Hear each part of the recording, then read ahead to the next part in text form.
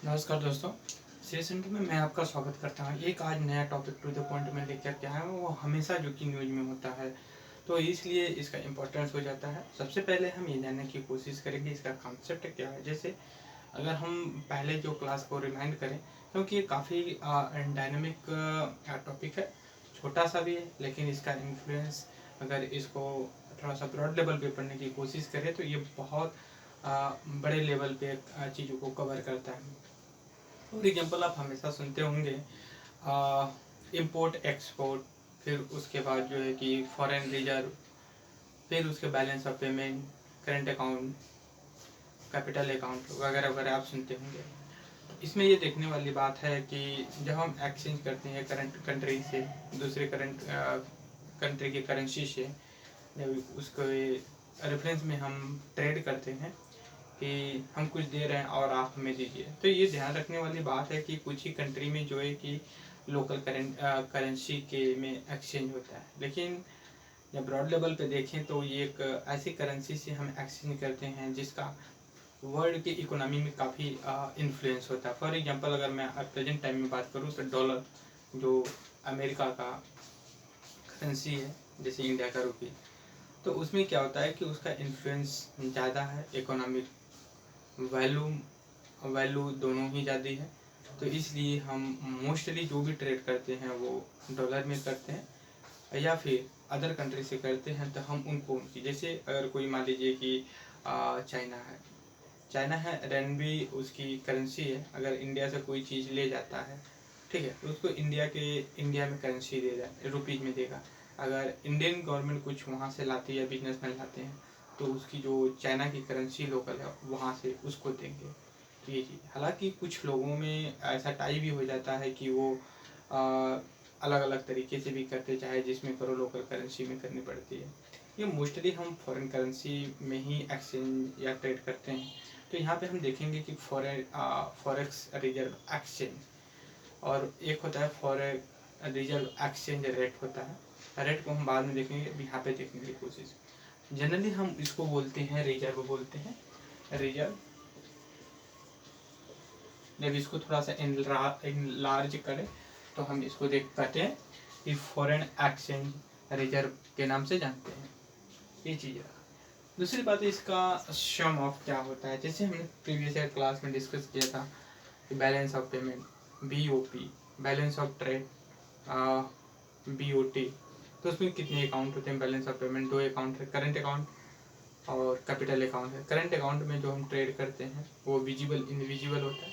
जब capital account में आते हैं तो उसमें हम जनरली बात करते हैं जो करेंसीज होती हैं, जैसे FDI होती है, कहीं से हम लोन लेते हैं, या फिर कोई इंडियन सिटीजन्स जो है कि मल्टीनेशनल कंपनी में काम कर रहा है तो वहाँ से उसने करेंसीज भेजी, तो वो सारी चीज़ें हम कैपिटल अकाउंट में इंक्लूड करते हैं। जब हम ट्रेड करते हैं गुड्स से सर्विसेज की, विजिबल इनविजिबल ट्रेड होता है, वो जो है कि हमारा करेंट अकाउंट में इंक्लूड होता है। तो उनका जो टोटल होता है वही फॉरेन एक्सचेंज रिजर्व होता है। वैसे ही तो हमारे पास रिजर्व है। अब ऐसा थोड़ी कि कहीं कहीं हाथ डाले लेकर के चले आए।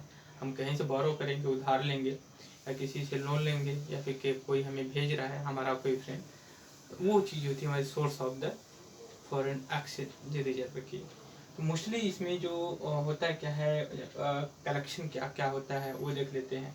पहली बात तो हम एक करेंसी को रखते हैं, जैसे मान लीजिए डॉलर हो जाती है, येन हो गया, पाउंड हो गया, यूरो हो गया, उस चीज़ को हम रख लेते हैं जो फॉरेन की करेंसी होती है हर कंट्री की। ऑलमोस्ट क्या, जो जिनका काफ़ी इन्फ्लुएंस होता है। फॉर एग्जाम्पल G20 हमने डिस्कस किया था, G20 के जितने कंट्री हैं उनकी हम कोशिश करते हैं, और हम ज़्यादा से ज़्यादा कोशिश करते हैं हमारे पास फॉरेन रिजर्व हो। दूसरी चीज़ जब फॉरेन करेंसी के अलावा हम देखते हैं, दूसरा जो कि गोल्ड स्टॉक RBI के पास गोल्ड होता है। गोल्ड इसलिए होता है, ये वैल्यूएबल होती है, इसके प्राइस में ज़्यादा फ्लक्चुएशन नहीं आता है। जो भी आता है हमेशा जो है कि एक पॉजिटिव वे में होता है। हमेशा आप सुनते होंगे कि लोग गोल्ड में इन्वेस्ट करते हैं। गोल्ड के बाद अगर कोई एक मतलब सेफ मनी होती है तो गोल्ड के बाद लोग रियल इस्टेट में, लैंड वगैरह में इन्वेस्ट करते हैं, तो इसलिए गोल्ड भी काफ़ी वैल्यूएबल होता है। तीसरा जो होता है वो हमारा SDR होता है, जिसको स्पेशल ड्राइविंग राइट बोलते हैं। हम इसका एक अलग से वीडियो बनाएंगे, लेकिन फिलहाल के लिए बस SDR समझ लीजिए। चौथा जो होता है वो हमारा रिजर्व ट्रेंच होता है। रिजर्व ट्रेंच का मतलब ये होता है जो IMF है, इंटरनल मॉनिटरिंग पॉलिसी जो है, फंड इंटरनेशनल मॉनिटरिंग फंड है, ये एक इंटरनेशनल ऑर्गेनाइजेशन है जो लोगों को लोन देता है, जो इसके मेंबर्स होते हैं कुछ लोन पे।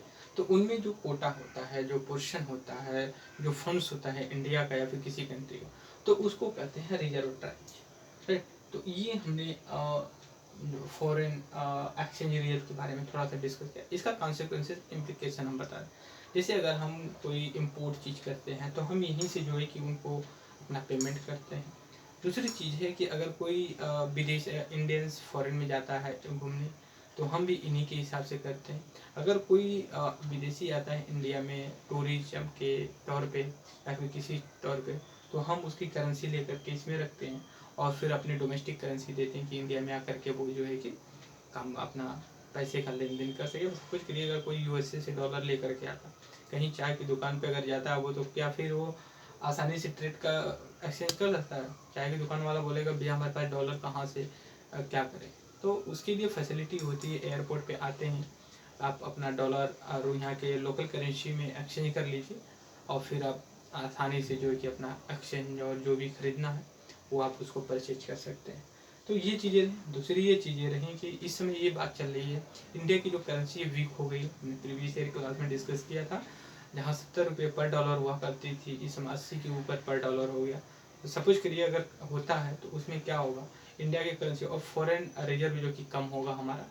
तो इस चीज़ को देखते हुए हम यहाँ पे इसको डिस्कस किए हैं और इसको टाइम टू टाइम हम इलाज करेंगे और आपको कॉन्सेप्ट समझते हैं। बस इतना ही समझिए कि जब हम एक्सचेंज करते हैं, ट्रेड करते हैं एक दूसरे कंट्री से दूसरे कंट्री, तो जो हम पेमेंट करते हैं वो वही जो कि पेमेंट है, जो आता है पैसा वो जो हम रिजर्व रखते हैं वो भी यही पेमेंट है।